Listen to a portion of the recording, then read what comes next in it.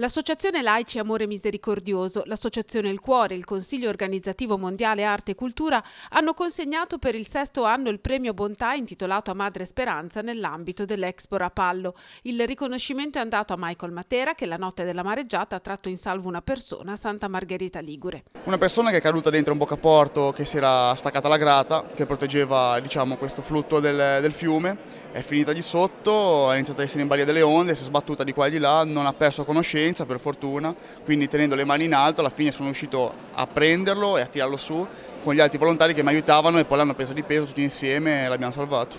Allora un premio personale ma alla squadra della protezione civile? A tutta la protezione civile in generale, alle persone che durante le emergenze comunque si mettono in gioco, al loro rischio e pericolo per fare del bene e aiutare gli altri. È stata premiata anche Lorenza Barboni, storica volontaria della parrocchia dei Santi Gervasio e Protasio, da sempre impegnata in diversi servizi di carità. Io voglio proprio dedicare questo premio a tutti i volontari che collaborano con me per il bene del prossimo e ringrazio il Signore che mi dà la forza, la salute e anche la collaborazione di tanti volontari che fanno tanto, con tanto amore, tanta dedizione, tanta competenza e generosità. Un riconoscimento inoltre ad un'opera, ovvero il servizio del Buon Samaritano portato avanti a Rapallo dalla Consulta del Volontariato. Consiste nella raccolta di tutti i fornitori del cibo, lo trasportiamo con un camioncino coibentato e al centro degli Emiliani abbiamo la